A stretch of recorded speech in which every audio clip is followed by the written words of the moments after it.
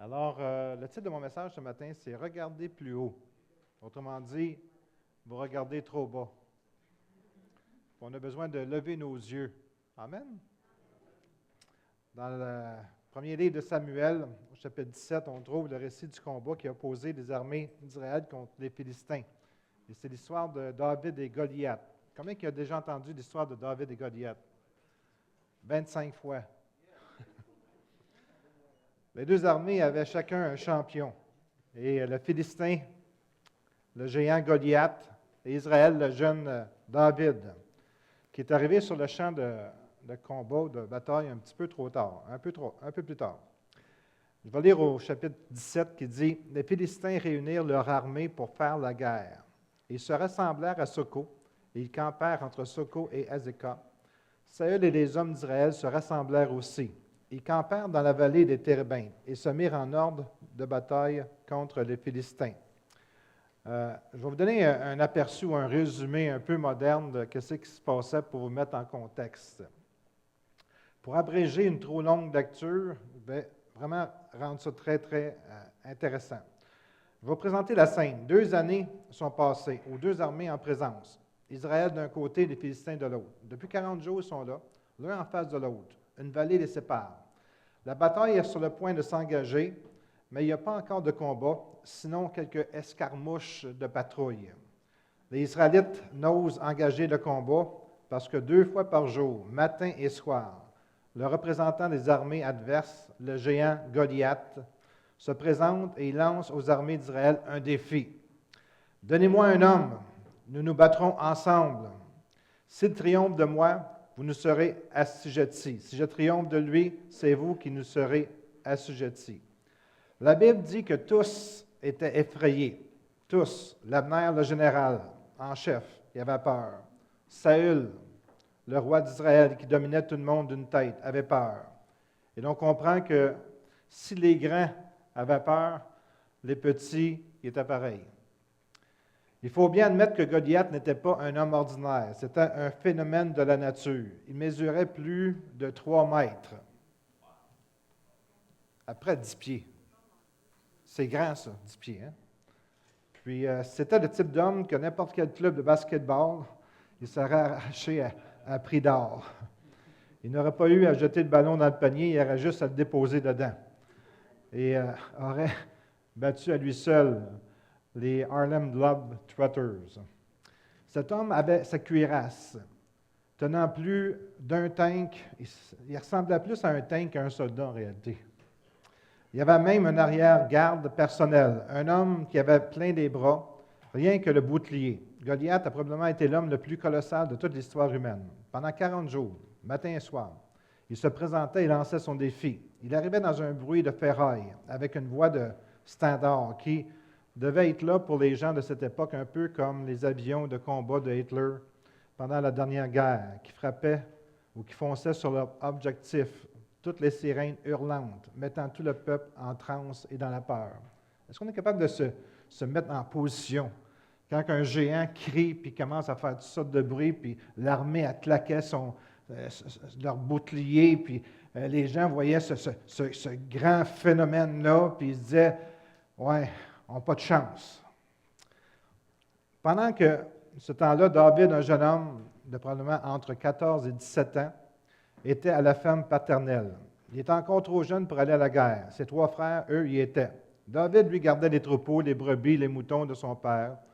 Un jour, son père l'a appelé et lui a dit « Tu vas te rendre sur le front pour voir comment se portent tes frères. Tu leur porteras du pain et tu prendras avec toi 10 fromages que tu offriras au capitaine de la compagnie. » Alors David, il a pris son sac, il a mis son casque intégral, sa veste de cuir, il a enfourché sa Honda 850, puis il est parti. Il est parti pour le champ de bataille. Il est arrivé au moment précis où on lançait son défi en disant « Donnez-moi un homme. » David, il voit le géant. Il entend ses insultes. Il voit la frayeur se marquer sur le visage de tout le monde. Il constate le silence. Le silence qui répond aux outrages de Goliath. Si l'on reprend la lecture au verset 33, on trouve « David dit à Saül le roi que personne ne se décourage à cause de ce Philistin. ton serviteur ira se battre avec lui. C'est difficile à imaginer. Tu as une vallée, puis chaque côté, tu as une armée. Tu as les Philistins, puis tu as Israël. Puis à chaque matin, ou une fois ou deux par jour, les Philistins y arrivent, puis ils commencent à faire toutes sortes de bruits, puis ils disent venez vous battre, vous allez voir ça, un homme contre un, puis les autres vont servir. Puis là, tu vois un enfant de 14 à 17 ans arriver. Puis il dit moi, j'ai la solution. Amen. On voit, tout de suite en partant, une différence entre la chair et l'esprit. Amen. Israël était dans la chair. David y arrive dans l'esprit. Puis ils n'ont pas été capables de reconnaître que c'était spirituel, que c'était l'esprit qui parlait, parce qu'ils étaient toujours dans la chair. Puis il va vous dire quelque chose. Quand on a des problèmes, on est souvent dans la chair. Puis si on serait capable de traverser puis rentrer dans le monde spirituel, on aurait nos solutions aux problèmes. De la même manière que David, lui, il voyait ça, mais pas comme les autres le voyaient. Et c'est ça qui est souvent notre problème, quand on a un problème. C'est de voir le problème, puis de ne pas regarder plus haut que le problème. Amen? Que personne ne se décourage à cause de ce Philistin. Ton serviteur va se battre avec lui. Tu ne peux pas aller te battre avec le Philistin, car tu es un enfant.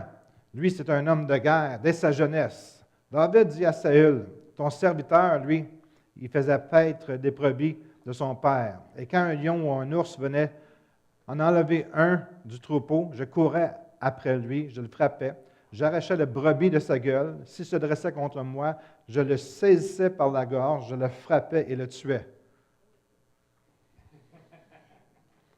Est-ce que tu es capable de voir ça? Il n'était pas dans le naturel, il était dans le spirituel. Il était dans le surnaturel. Amen? Parce que c'est impossible qu'un enfant puisse frapper comme ça un ours ou un lion. Il faut qu'il y ait quelque chose que les autres n'ont pas. Puis souvent, dans nos problèmes, on n'a pas ce que ça prend pour avoir la victoire sur nos problèmes. Amen. C'est ainsi que ton serviteur a terrassé l'ours et le lion. Il se rend du Philistin, de cet incirconcis, comme l'un d'eux, car il a insulté l'armée du Dieu vivant. David dit encore, l'Éternel qui m'a délivré de la griffe du lion et de la patte de l'ours, me délivrera ainsi de la main de ce Philistin. Et Saül dit à David, va et que l'Éternel soit avec toi. Il y a une chose que ce passage me parle, puis il y a beaucoup de choses, puis on va le voir ensemble, c'est que souvent, il y a des gens qui disent « Ah, ben moi, je vais servir l'Éternel, je vais faire des grands exploits pour l'Éternel. » Puis, où c'est qu'ils se trouvent, ils ne font rien. David, lui, il avait des tâches de s'occuper des brebis. Puis, il a appris à combattre là où c'est qu'il avait été placé. Puis moi, je vais vous encourager dans l'Église de Jésus-Christ d'apprendre à combattre où c'est que tu es là présentement. Vous êtes censé de dire un Amen bien fort. Amen. Je vais vous tester un matin. Amen. Sers le Seigneur où c'est que tu es présentement. Développe ton ministère, puis la force que tu vas avoir besoin pour plus tard, tu vas la développer où c'est que tu es. Amen. C'est aussi simple que ça. Tu es à l'école du dimanche, tu dis « Ah, ben moi, j'aimerais ça prêcher. » Enseigne à l'école du dimanche comme si tu prêcherais. Tu aimerais ça être, je ne sais pas, développer ta personnalité pour que les gens puissent être contents de te voir avec toi. Quand tu es à la porte, reçois les gens avec joie, avec force, avec puissance, puis le Seigneur va développer ton ministère. Où est-ce que tu es présentement? Dieu t'a placé, puis quand les gens vont voir que tu as quelque chose de spécial dans qu'est-ce que tu fais, ils vont t'élever. C'est aussi simple que ça. Puis ce n'est pas juste à l'Église, c'est à ton travail également. C'est à ton école également. Quand il y a quelque chose à faire, fais-le. Tu es placé et Dieu t'a placé dans un environnement pour que tu te développes. Puis la plupart des gens disent « Ah, mais regarde ça, je suis juste ici. » Tu es juste là, bien, gloire à Dieu. Amen. Il veut te développer. Amen. Ouvre tes yeux spirituels. Parce qu'il va peut-être arriver un combat, une situation dans le milieu que tu es. Puis toi, tu vas être capable, avec tes yeux spirituels, de voir la situation et de trouver une solution. Et cette solution va t'emmener dans un pas plus haut. Ça fonctionne comme ça.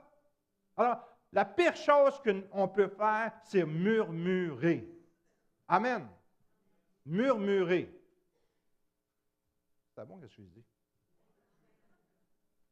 Le psaume 121, verset 1 nous dit, « Je lève les yeux vers la montagne. D'où me viendra le secours? » Je me souviens, il y a 40 ans, on chantait un chant comme ça, hein, Robert?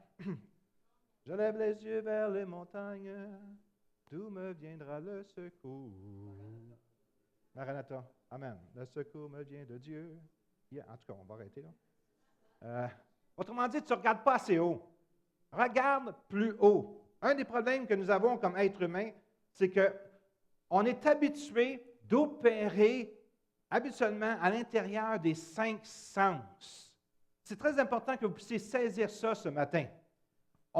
Le goûter, le toucher, le sentir, le voir, entendre. Puis si tu ne peux pas y goûter, si tu ne peux pas y toucher, si tu ne peux pas le sentir, si tu ne peux pas l'entendre, si tu ne peux pas le voir, mais ce n'est pas pour toi. On est comme ça. Dans la plupart des cas, on doit goûter, toucher, etc.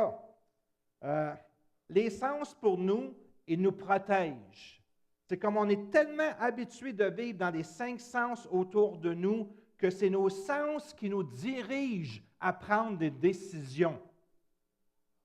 On veut voir avant de faire quelque chose. Oui, c'est tranquille. Dieu nous a dit, « Aie la foi et tu verras. » Nous, on dit, « Montre-moi là, puis je vais croire. » Est-ce que c'est vrai ce matin? Qu'est-ce que je vous dis? Un exemple.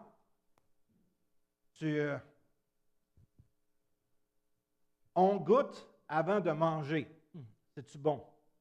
Puis même des fois, regardons ça, ça peut que ça être empoisonné. Je ne sais pas, moi, la crevette n'est pas fraîche. La texture n'est pas correcte. Ça m'est déjà arrivé. J'étais en Ontario chez un restaurant de poissons. Et comment ça s'appelle? OK. Dis pas. OK, je ne dirais pas. Lobster, chez Lobster. Puis j'ai mangé comme une pétanque. Juste en la mettant dans ma bouche, j'ai dit, elle n'a pas de l'air fraîche. Mais j'ai dit, j'ai faim, je vais continuer à la manger. Il était midi, OK? Puis j'ai mangé mes pétanques, j'ai mangé l'assiette que j'avais. Puis après ça, j'avais été prêcher la veille, je pense, en tout cas. C'était lundi, on s'en revenait. Je ne sais pas si tu sais c'est quoi un empoisonnement. Je commençais à avoir des petits maux de ventre. Puis ça allait en augmentant. Puis là, je n'irai pas dans tous les détails, mais je voulais arrêter, puis aller au petit coin, de toute urgence. Merci Seigneur pour la sortie 82. Oh, yes! J'ai vu une sortie, puis j'ai vu un Petro-Canada. Puis je me suis dit dans ma tête, Petro-Canada, ils ont des toilettes. J'ai arrêté le char, je ne sais même pas si je l'ai embrayé sur le parc. OK? J'ai couru and just on time. Et juste à temps, j'ai eu une grande délivrance. Merci Seigneur. Délivrance qui a duré quasiment comme 20 minutes. Puis s'il y avait, puis en passant, il y a du monde qui est rentré et sont sortis tout de suite. Je ne sais pas pourquoi. J'étais faible quand je suis sorti de là. J'étais blanc. Je sais c'est quoi. Alors, l'être humain, on a tendance, puis des fois c'est bon, OK? Quand tu dis que c'est pas bon, mange-les pas, parce que tu peux avoir des surprises. Mais on veut goûter avant de manger. On veut toucher avant d'acheter. Puis même quand tu vas te baigner, tu veux toucher à l'eau pour voir si elle est chaude ou froide. Hein? On est des gens, écoutez, l'être humain est un être comme ça. On fonctionne avec nos sens. Nos sens nous dirigent toute notre vie. Alléluia. On regarde avant d'agir, de traverser une rue, de faire confiance à quelqu'un. On regarde l'apparence de la personne. bien, on ne va pas dans le spirituel, parce que le spirituel, lui, il y a du discernement. Mais nous, on est dans les sens, OK, dans la chair. Puis on regarde, puis un exemple, c'est que je me souviens très, très, très bien qu'il y avait un monsieur qui allait à une église italienne, mais ce n'était pas un Italien. Je ne dirais pas quelle nationalité qui était. Mais à chaque dimanche, il y avait toujours un habit avec une cravate. Il était toujours bien habillé. Puis on le faisait toujours prêcher, ou pas prêcher plutôt, prier devant les autres, puis on l'admirait parce qu'il avait une cravate, parce qu'il avait un habit. Je me souviens très, très clair de ça. Puis c'était un des pires pécheurs qu'il n'y avait pas. Il vivait dans l'adultère, c'était un hypocrite, c'était un menteur, etc. Mais parce qu'il avait une cravate. OK? Mais écoutez, il y a des gens qui sont comme ça. Ils regardent, puis ils ont confiance à cause de la cravate. On doit apprendre à développer d'autres choses. Amen? Pardon? Du discernement. On veut manger. Quand on va au restaurant, nous, on est assez piqués des fois. Hein? Piqués, ça veut dire pointilleux, OK, sur la nourriture. Puis, surtout mon épouse. Puis, quand c'est un chame-gêne, faire qu'est-ce qu'elle fait? Fait qu'elle dit, s'il faut manger, puis il faut aller au restaurant, j'arrête l'auto, elle rentre, puis elle va voir, elle va sentir, faire le tour des assiettes, puis elle dit, c'est correct, on peut y aller. OK? Non, mais c'est correct, OK? Mais juste pour vous dire que nos sens nous guident, OK? Puis on est habitué, c'est une forteresse pour nous autres. Les sens sont là. Puis faites-le pour vous-même, l'expérience. Comment que on marche par les 5 sens. Puis jusqu'à un certain point, c'est correct. C'est pour ça que les nouvelles négatives, ils se vendent mieux que positives. Pourquoi? Parce que les gens veulent savoir jusqu'à où on peut aller. Qu'est-ce qui arrive dans le monde qui est le plus terrible. Présentement, on est bondé de négatifs. Je ne sais pas si vous suivez un peu l'histoire au Moyen-Orient, en Irak, ils sont en train de tout détruire des vestiges historiques qui sont là. Là, ils attaquent des villages chrétiens. Puis, l'autre fois, ils l'ont emmené, je ne m'en souviens plus combien, proche de l'océan, puis ils ont tout coupé la tête à des chrétiens. OK? Là, c'est des villages chrétiens complets. Ils font des femmes esclaves, des enfants aussi. Ils mettent des bombes sur les enfants, puis ils les envoient où c'est qu'il y a des soldats ennemis. Puis les hommes, on leur coupe la tête. Ça me rappelle quelque chose. Quand Hitler était là, il était contre les Juifs. Puis là, bien, les chrétiens et les autres personnes, un bon débarras, un bon débarras. Puis là, après ça, il s'est attaqué aux Mormons, je pense. Puis les chrétiens regardaient ça, puis oui, un bon débarras. Après ça, il s'est attaqué aux témoins de Jéhovah. Hein? Puis les chrétiens disaient, enfin, on va se débarrasser des témoins de Jéhovah. Puis après ça a été les chrétiens. Tu sais, on est très silencieux quand ça ne nous affecte pas. Aux États-Unis, je ne sais pas si vous avez remarqué, ce n'est pas dans mon message, ça, mais quand il y a un pays qui a beaucoup d'huile, de pétrole, ils sont prêts à tout faire pour le défendre. Quand il n'y a pas de pétrole ou de valeur, c'est comme ils les laissent à eux autres mêmes. En tout cas, je ne veux pas rentrer en politique un matin, là. Mais c'est incroyable comment que nous autres, les êtres humains, on est habitués à fonctionner dans les 5 sens. Puis c'est pour ça que les médias, OK, comme la télé, c'est des personnes qui vont à notre place pour goûter, pour sentir, pour voir, pour entendre, pour toucher, à notre place et nous donner un rapport. Mais le problème, c'est que les médias donnent un rapport qu'ils veulent donner. Je ne rentrerai pas là-dedans. OK. Et Dieu nous dit, crois et tu verras. Bien, croire, c'est comme un autre domaine. Parce que l'homme qui vit sur la terre, il y a les 5 sens, je viens de les nommer. Ça, c'est la chair. L'homme, il y a aussi une âme. Amen. L'homme aussi a un esprit. Puis c'est vraiment intéressant parce que l'âme, c'est la volonté, c'est l'intelligence et c'est les émotions. Puis il faut que tu comprennes comment que tu as été créé si tu veux aller plus loin. On a un corps, 5 sens, une âme, c'est, je viens de dire, puis l'esprit. L'esprit, elle, c'est quelque chose de différent. C'est la conscience, l'intuition et la communion. Tu peux communier avec des esprits méchants. tu peux communier avec Dieu, parce que Dieu, c'est un esprit. Mais tu peux aussi communier avec des esprits méchants. C'est dans ton esprit, ce n'est pas dans ton corps. Ton corps, c'est un instrument. Un démon ne peut pas rien faire à moins qu'il y ait un corps. Puis, j'ai trouvé quelque chose, partage quelque chose cette semaine qui m'est arrivé.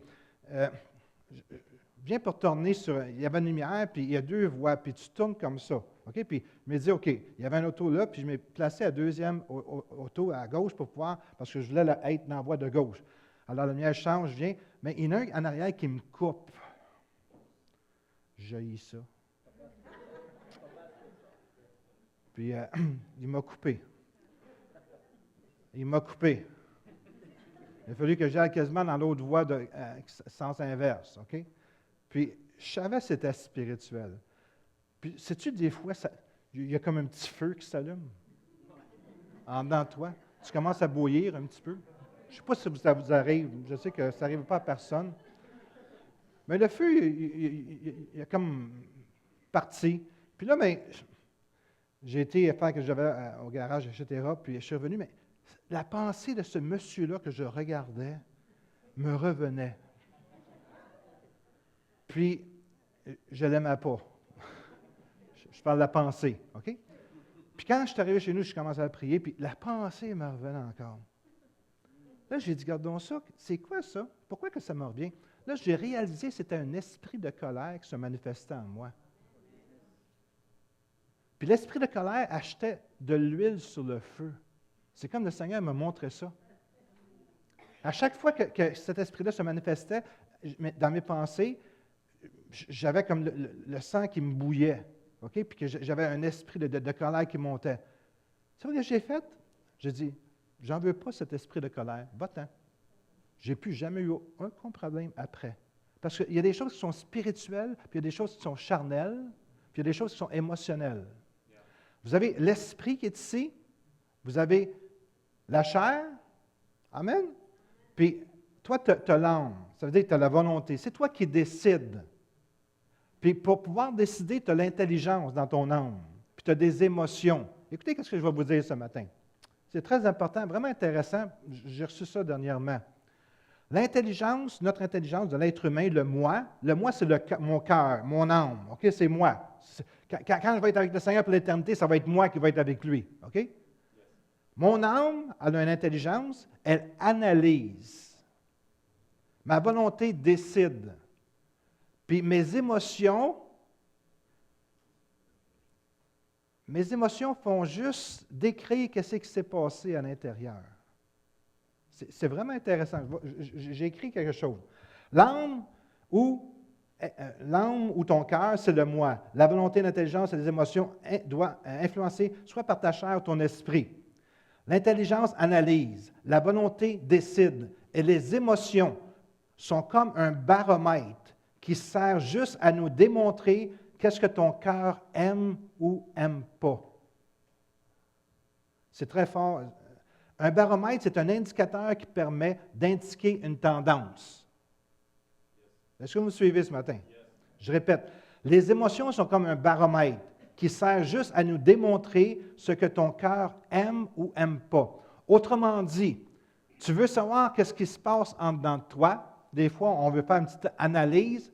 Regarde à quoi tu ris. Regarde à quoi que tu as du plaisir.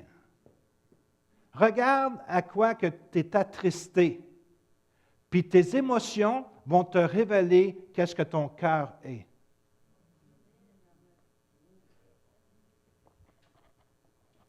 Si tu es en train de regarder un exemple, je sais qu'il n'y a pas personne qui font ça ici, il y a juste, je pense, c'est 40 ou 60 des chrétiens qui le font, des hommes, des femmes aussi. Si tu es en train de regarder de la pornographie sur ton écran, sur ton ordinateur, puis tu as des émotions que tu aimes beaucoup, mais ça décrit simplement ce qu'il y a dans ton cœur. Qu'est-ce que toi, tu as décidé d'écouter, que tu as accepté dans ta vie comme quelque chose qui fait partie de toi. Tes émotions sont simplement là pour te décrire qu'est-ce qui se passe à l'intérieur de toi. Quand on est en train de louer le Seigneur, tu as des émotions, right? Tes émotions décrivent la joie extrême que tu as à l'intérieur de toi. C'est ça que ça fait. Quand tu vois quelqu'un en train d'être blessé, puis, ou je ne sais pas, puis tu te moques de lui, ça fait simplement décrire ce qui se passe dans ton cœur. Les émotions décrivent, c'est comme un baromètre qui dit quelle sorte de personne que tu es. C'est très fort. J'ai réalisé ça, j'ai dit, wow, regardons ça. Quand je ris, pourquoi que je ris? Quand j'ai de la joie, pourquoi que j'ai de la joie? Ça fait simplement décrire qu'est-ce que mon cœur se réjouit ou s'attriste avec. Quand tu vois les pauvres souffrir, puis tu as un sentiment qui va vers ces personnes-là, ça veut dire que ton cœur, il y a beaucoup de compassion en dedans. Si tu ris aux jokes sales que les autres te comptent, ça veut dire que toi, tu as la même chose que ces personnes-là dans ton cœur. Amen.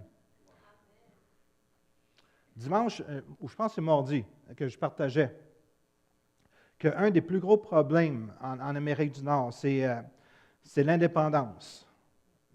Les gens sont indépendants. Ils font exactement qu'est-ce qu'ils veulent. Puis c'est comme j'ai eu comme une révélation que la raison qu'une personne est indépendante, parce qu'en réalité, elle veut faire qu'est-ce que ça lui tente de faire, puis souvent, ce faire-là, ce n'est pas un bien faire. C'est un mal faire. Fait que vu que c'est mal faire, bien, elle ne veut pas que les autres ils disent quoi faire, puis elle devient indépendante. Puis elle envoie les autres se promener. Celui qui se tient à l'écart cherche ce qui lui plaît. Il s'irrite contre tout ce qui est sage. Oh, que c'est bon le matin. Vous êtes tranquille, bien, je vous pardonne. La difficulté qu'on a de faire confiance à Dieu, c'est simplement parce qu'on ne peut pas le concevoir dans nos 5 sens.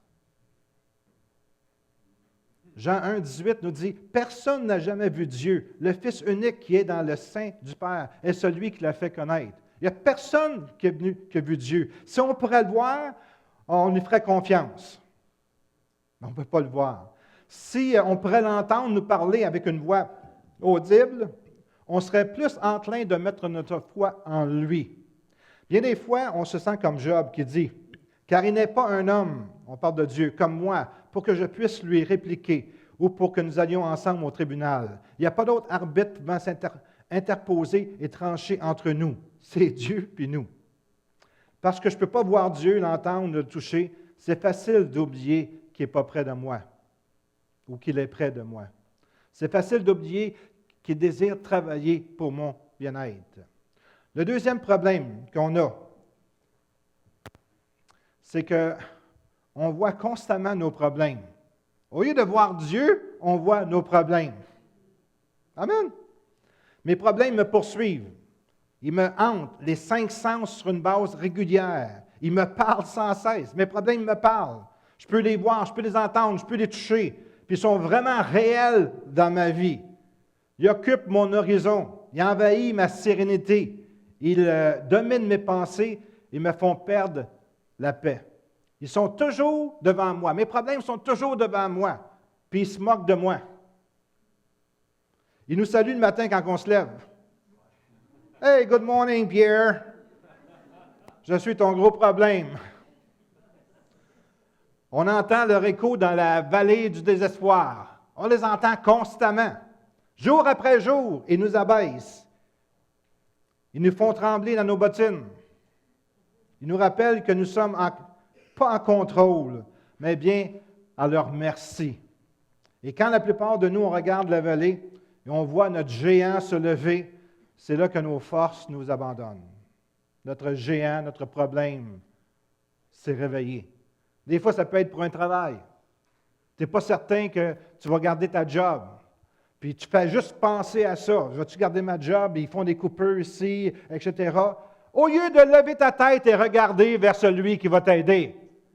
Tu regardes ton problème comme si c'était un géant. Tu regardes tes finances, tu regardes ta famille, tu regardes tes enfants, puis c'est la seule chose que tu vois du matin jusqu'au soir. On a un problème, puis on pense au problème, on pense au problème. Au lieu de louer le Seigneur malgré notre problème. C'est ça que le Seigneur nous appelle de faire, malgré notre problème. Il y a des choses qu'on peut changer, puis gloire à Dieu, on doit les changer. Mais des fois, il y a des choses qu'on ne peut pas changer. Amen. On arrête notre focus sur le problème et on oublie que derrière notre problème, il y a un Dieu qui est plus grand que notre problème qu'on fait face. Il est plus grand que n'importe quelle montagne qu'on peut gravir, plus fort que n'importe quel ennemi qui vient contre nous. Qu'est-ce que je vous dis aujourd'hui? Arrête de regarder à ton problème et commence à regarder à celui qui peut résoudre ton problème. Il y a quelqu'un qui a déjà dit à Jésus, il a été voir Jésus, il dit, « Jésus, si tu peux, viens guérir mon fils ou mon enfant. Si tu peux. » C'était comme une insulte. Jésus, c'est la première fois qu'il dit, « Si je peux. » Puis Jésus te dit un matin, « Si je peux. » Regarde ton problème. Puis tu me demandes, « Si je peux. » Tu demandes ça à moi? Tu me demandes ça à moi? Si je peux. Wow. Je veux juste vous dire que Dieu peut. Enlevez ça, mettez ça de côté. Dieu peut. Il peut n'importe quoi. Dieu peut faire rallonger un bras. Il peut créer un bras. Il peut tout créer, qu'est-ce qu'il veut. Il peut le faire. Mais toi, tu dois te placer dans une position capable de le recevoir. Amen. Puis c'est ça qu'on ne fait pas. Parce que si tu fais juste regarder tes 5 sens, puis tu dis, Seigneur, agis, dépêche-toi, je veux le voir, ça ne fonctionnera pas. C'est la foi que le Seigneur désire avoir de ta part. Arrête de garder ton géant dans la vallée, puis regarde aux collines. C'est là que le Seigneur se tient. On voit David amener de la nourriture à ses frères. Par le temps que David arrive au camp, ça fait 40 jours que Goliath est défie Israël. Et pour 40 jours, Saül et ses puissants soldats, guerriers, se faisaient insulter régulièrement. Leurs yeux étaient fixés sur le problème. Puis il y a des gens qui sont comme ça. Ils regardent le problème. Le problème ne fait pas ça, le problème fait ça comme ça. Ils prennent tout leur champ de vision. La seule chose qu'ils voient, c'est leur problème. Il est intimidé par ses menaces, sa grandeur, le son de sa voix, qu'il entendait constamment comme un écho, écho, écho, écho. Puis des fois, c'est ça qui arrive avec nous autres. On entend comme un écho. Ils ne pouvaient jamais arriver à croire la promesse de Dieu qui pouvait les délivrer des Philistins. Ils ne pouvaient pas élever leurs yeux au-dessus de la vallée, au-dessus de leurs problèmes, parce que ça remplissait leur horizon et c'est là qu'était leur focus, leur espérance, leur foi et leur courage dans leurs problèmes. Mais s'ils auraient été capables de lever les yeux un peu plus haut, le Seigneur les aurait sortis. Mais qu'est-ce qui arrive? Il arrive un petit garçon de 17 ans. Puis des fois, écoutez, quand tu es dans un problème, pense pas toujours comment que Dieu va t'en sortir. Parce qu'il va t'en sortir des fois d'une manière que tu n'auras jamais pensé. Là, c'est un petit garçon de 14-17 ans qui arrive, tout frais. Moi, j'ai tué un ours, j'ai tué le lion. C'est juste un géant. Tu le regardes, toi, puis toi, tu es dans tes 5 sens, tu es dans ton raisonnement, puis tu dis, lui est fou. Souvent, quand on est dans nos problèmes, c'est ça qu'on dit.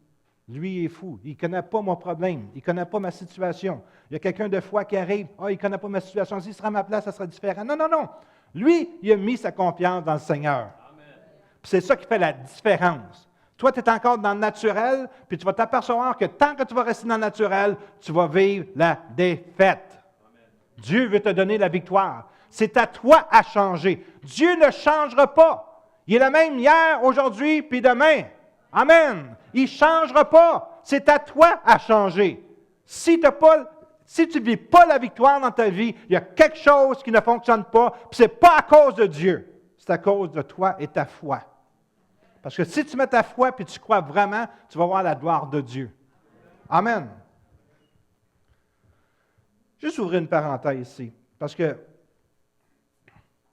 il y a un passage dans Genèse qui dit, Dieu dit, on va faire des hommes à mon image et qu'ils dominent. Qui domine sur la terre? C'est les hommes. Dieu ne domine pas. Dieu nous a donné la prière comme un outil pour lui demander des choses et il va agir. Mais sur la terre, c'est des hommes que Dieu a placés là pour dominer. Alors souvent on dit, Dieu n'agit pas, c'est parce que peut-être toi, ta vie de prière n'est pas là. Amen. Mais voici un jeune homme de 17 ans qui est trop naïf, trop rempli de l'Esprit de Dieu, trop arrogant pour se plier à ce problème, sans importance de la grandeur du problème. Il y a une chose que David, vous allez remarquer quand vous lisez l'histoire, il n'a jamais appelé Goliath un géant. Il n'a jamais appelé Goliath un géant. Toi, tu inondes ton problème de nom. Amen. Oh, j'ai une maladie, j'ai mal aux yeux, puis je vais perdre la vue. Puis là, tu commences à y donner des noms, tu y donner à des forces, puis un jour, tu vas devenir aveugle parce que tu as tellement investi là-dedans que normalement, il faut que tu deviennes aveugle. C'est toi qui as décidé d'aller là. David n'a jamais appelé Goliath un géant, parce que ce n'était pas un géant.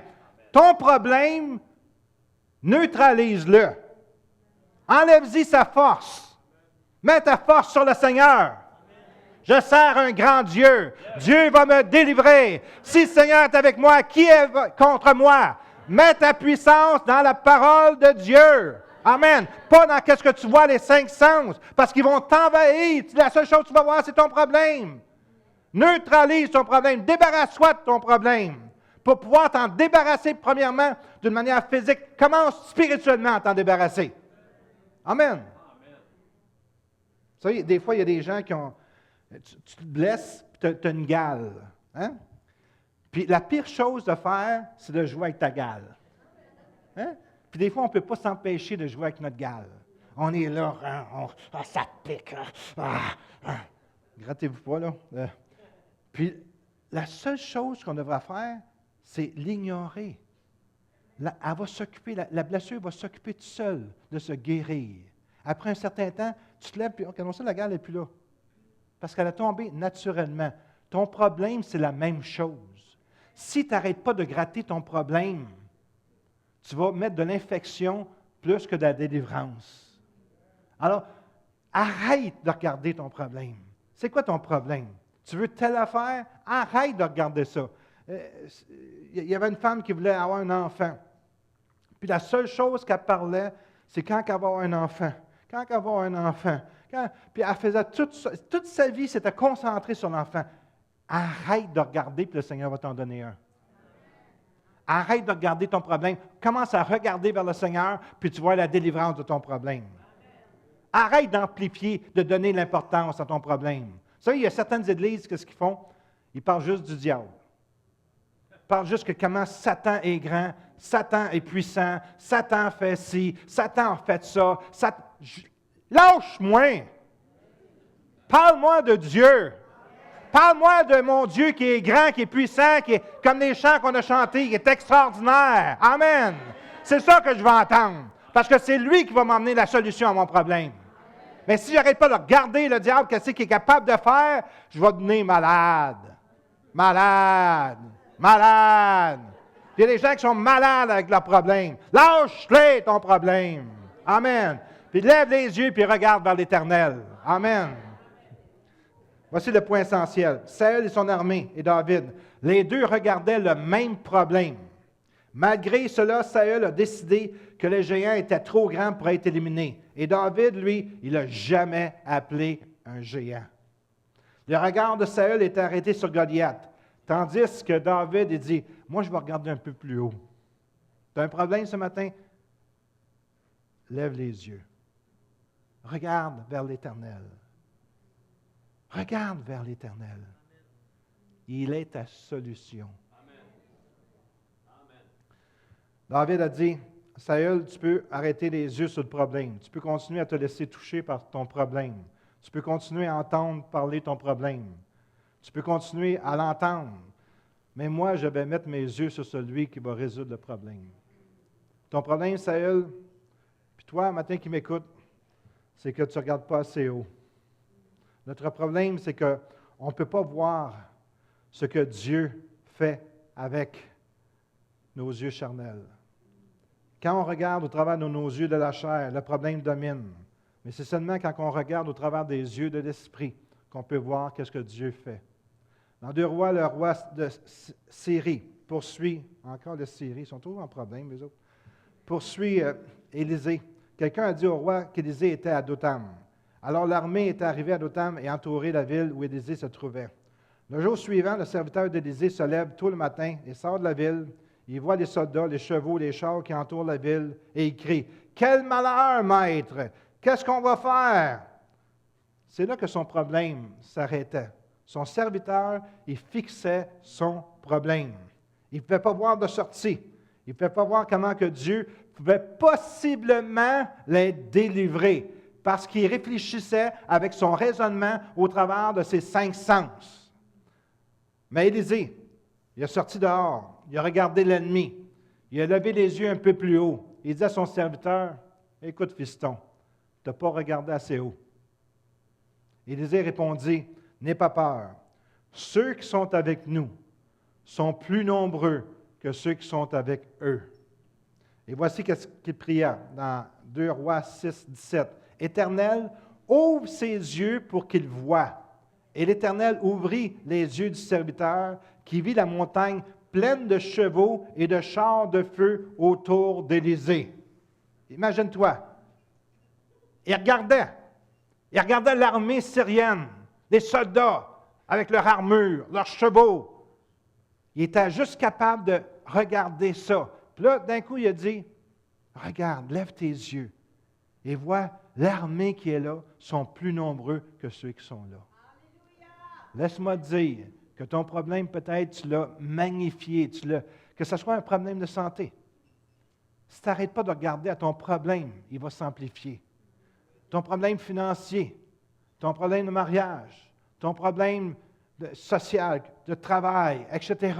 Arrête de regarder vers ton problème. Sais-tu, si tu es un employeur, puis tu vois un employé, puis ça va mal dans la compagnie, puis l'employé il est là, puis il est tout inquiète, etc. Peut-être que tu vas être le premier à être mis dehors. Mais si le boss se regarde, puis il te voit toujours souriant, confiant, il dit, oh, je pense qu'on va te garder parce que j'ai besoin de confiance. Amen. Le monde est comme ça.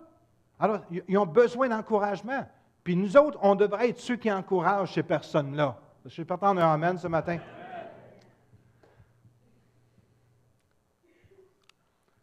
Si tu ne continues pas à regarder quand tes yeux s'arrêtent sur l'ennemi, tu vas manquer les chariots de feu qui sont là pour te donner la victoire. Alléluia.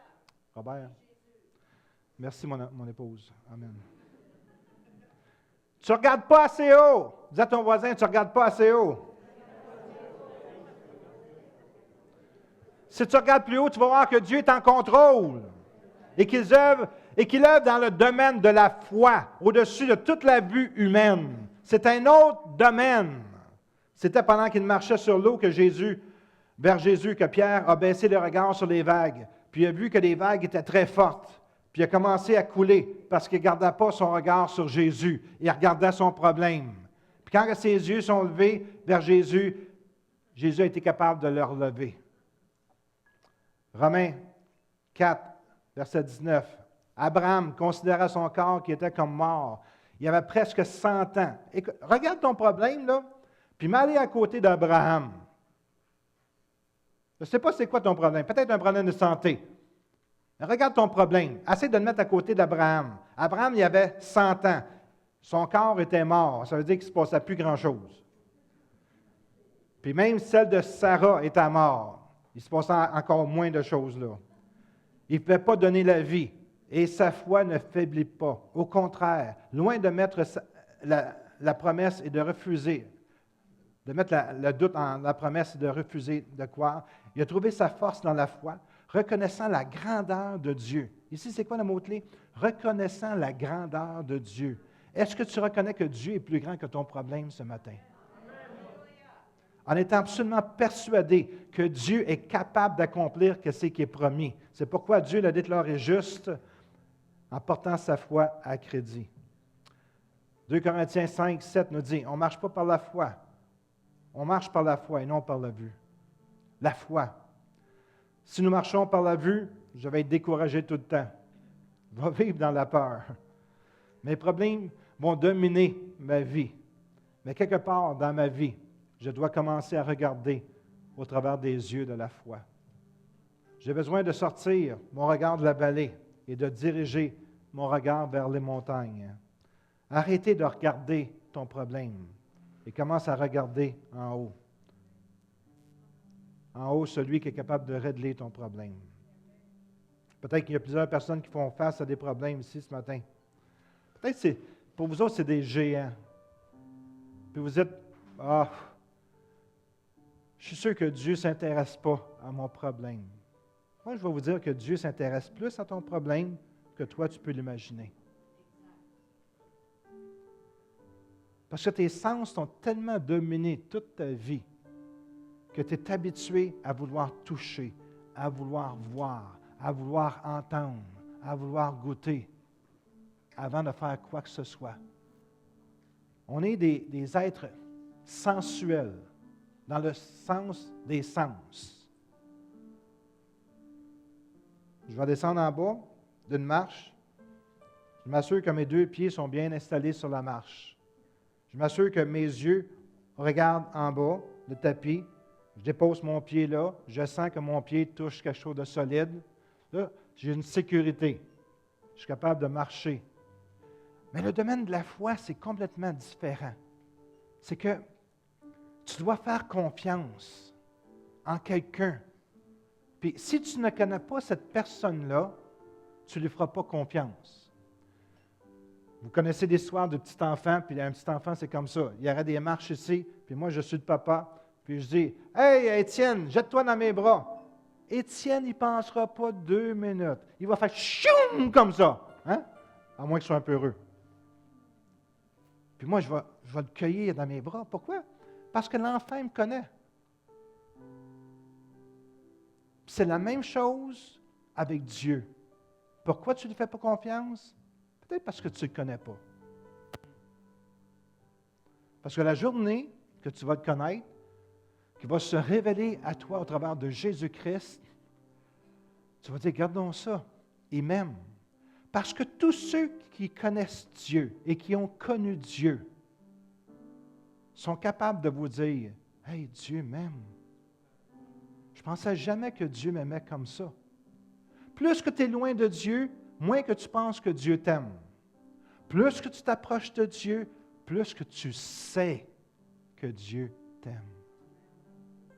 Et quand tu sais que Dieu t'aime, ta foi, elle fait juste augmenter. Pourquoi? Parce que tu connais celui qui est l'auteur de la source ou la source de ta foi. Et ce matin, peut-être vous avez un problème immense. Peut-être que tu n'as pas de job. Puis ça fait des semaines que tu dis, « Oh, j'ai pas de job. Oh, c'est donc dur de trouver un job. Oh, à mon âge, il n'y a plus personne qui veut m'engager. » Celui qui a 17 ans va dire ça parce qu'il est trop jeune. Puis celui qui a 55, il va dire qu'il est trop vieux. Vous savez, on a toujours des raisons pour ne pas avoir de job. Amen. Parce que tu es dans le naturel. Tu regardes avec tes yeux naturels. Moi, je te dis qu'un petit jeune de 85 ans, il est capable de trouver un job. Amen. Amen. Je te le garantis. Il va aller chez Walmart, ou il va aller chez, je ne sais pas moi, Home Depot, ou whatever, puis il va dire, il me cherche un job. Quel âge j'avais? 85 ans. Oh, justement, on aime ça, avoir des personnes âgées. Amen. Je l'engage. Celui qui a 25 ans, 30 ans, en force de l'âge, puis qui ne croit pas, il dit, j'aimerais ça avoir un job. Oh, on n'a plus de place. Le petit vieux de 85 ans, il a pris ta job. Parce qu'il avait de la foi. Vous seriez surpris de voir qu'est-ce qui va se passer quand tu as de la foi. Tu veux perdre ta job, garde tes yeux sur ta job, puis tu dis, oh, je vais la perdre, je vais la perdre, je vais la perdre, puis bang, tu la perds. Tu n'as pas de job, tu dis, moi, je vais avoir un job. Merci, Seigneur, parce que je regarde vers le Seigneur. Je te loue, Seigneur, pour qu'est-ce que tu fais. C'est toi, Seigneur, qui est ma source. Tu vas trouver un job. C'est aussi simple que ça. Parce qu'on vit dans le mauvais domaine. Arrête de vivre dans les 5 sens. Puis pouvoir être capable de vivre dans le monde spirituel, tu dois rentrer par la porte de la parole de Dieu qui te nourrit, qui t'enseigne, qui te montre quoi faire. Tu es rempli de peur parce que tu n'arrêtes pas de regarder à tes peurs. Amen. Amen. Tes peurs deviennent des géants. Oh my, là, je viens de toucher un bullseye, là. OK? Il y en a plusieurs qui baissent la tête. Ta peur est devenue un géant. Puis il ne faut pas. Dieu veut être le géant de ta vie. Amen. Puis si Jésus n'est pas le géant de ta vie, tu vas toujours avoir des problèmes. Amen. Regarde vers la montagne. D'où me viendra le secours? Le secours me vient de Dieu, qui a créé la terre et les cieux. Fais grandir ton Dieu et fais rapetisser ton problème. On va se lever tout le monde ensemble.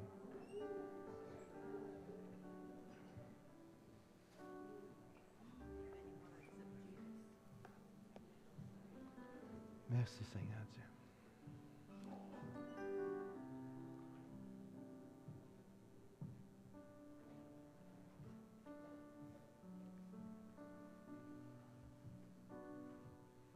Merci Seigneur.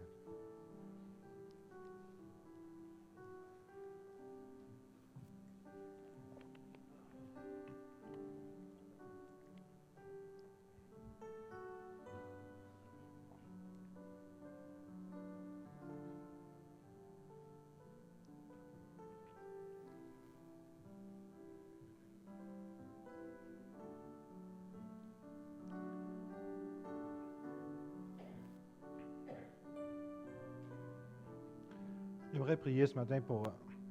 Je sens qu'il y a des gens qui ont des peurs dans leur vie. Ça peut être des peurs de la réussite, des peurs de perdre son travail, peur de ne pas trouver d'emploi, peur sur la route, peur de perdre quelqu'un. Peur. J'aimerais ça prier pour ces gens-là, principalement. Puis, si vous avez besoin d'une touche du Seigneur, simplement vous avancer en avant, puis on va prendre un temps pour que le Seigneur puisse vous toucher. La semaine passée, moi je sens que quand tu es rempli du Seigneur, il y a une force qui sort de toi. Ça, c'est ma conception. Puis l'autre fois, j'ai prié pour une sœur, puis elle a reçu comme un choc électrique. OK? Puis c'était pas le tapis qui faisait ça. C'était vraiment Dieu qui la touchait. Puis je sens que Dieu veut toucher des gens ce matin. Peut-être pour briser des esprits de peur. Des fois, tu peux être dans la colère, puis tu ne réalises même pas que c'est un esprit qui te contrôle. On a un Dieu qui est bien plus grand que ton problème, puis qui veut résoudre ton problème. S'il y en a qui ont besoin d'être touchés par le Seigneur, avancez, puis on va prier pour vous. Si vous-même voulez accepter le Seigneur comme votre sauveur, Seigneur, faites-le. Avancez, puis on va prier pour vous. Si vous voulez être rempli du Saint-Esprit, avancez, puis on va être rempli. On va prier que vous soyez remplis du Saint-Esprit. Mais donne la chance à Dieu, donne l'opportunité à Dieu d'agir dans ta vie. Si tu es dans un problème, écoute-moi bien ce matin. Ça veut dire que le Dieu que tu sers, ce n'est pas un grand Dieu, c'est un petit Dieu. Parce que moi, mon Dieu est plus gros que ton problème. Puis je crois que si je prie mon Dieu, il va te délivrer de ta situation, puis il va te donner la victoire dans ton domaine. Amen. Alors, s'il y en a qui veulent s'avancer simplement, ça nous fait plaisir de prendre le temps pour prier pour vous. On a des gens ici consacrés qui aiment prier pour les gens, puis les gens les utilisent. Vous allez peut-être sentir une puissance qui sort au travers d'eux autres, ou pas, c'est pas important, parce que Dieu va vous toucher ce matin. Merci, Seigneur Dieu. J'aimerais peut-être inviter les chanteurs de venir chanter aussi avec Robert. Amen? OK. J'inviterai l'équipe de prière à s'avancer pour prier pour vous. Moi, je crois qu'il y a des gens qui vont s'avancer, qui vont sortir ici totalement différents de la manière qu'ils sont arrivés. Totalement différents. Il va se passer quelque chose dans ta vie que tu ne penserais jamais que Dieu est capable de faire. Dieu va te délivrer ce matin. Dieu va te guérir ce matin. Parce que la maladie, c'est rien pour lui. Amen. Merci, Seigneur Dieu.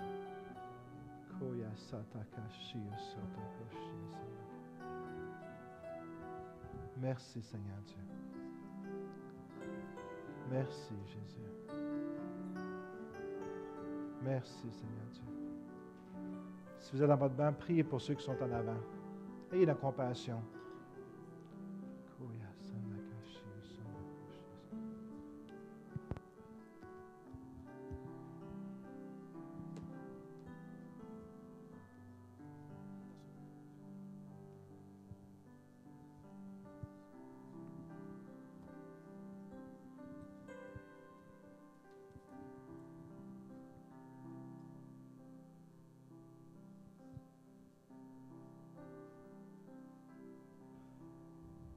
Tu es digne de gloire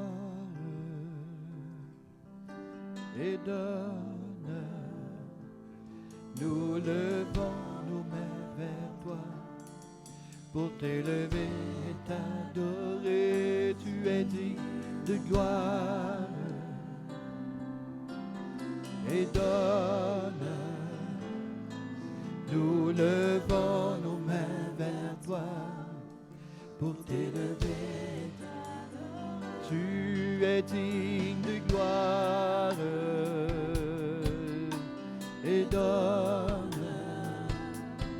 Nous levons nos mains vers toi pour t'élever, t'adorer. Tu es digne de gloire et d'honneur.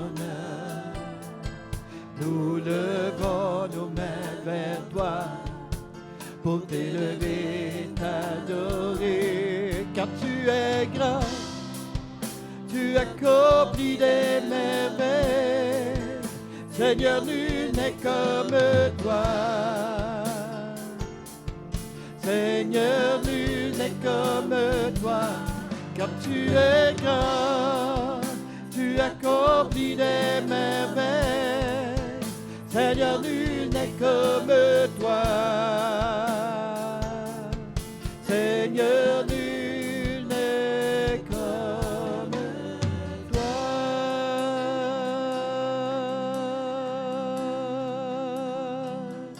Tu es digne de gloire et d'honneur. Nous levons nos mains vers toi pour t'élever, t'adorer. Tu es digne de gloire, oh, oh, et d'honneur. Nous levons nos mains vers toi pour t'élever, t'adorer, car tu es grand, tu accomplis des merveilles. Seigneur, nul n'est comme toi. Seigneur, nul n'est comme toi, car tu es grand, tu accomplis des merveilles.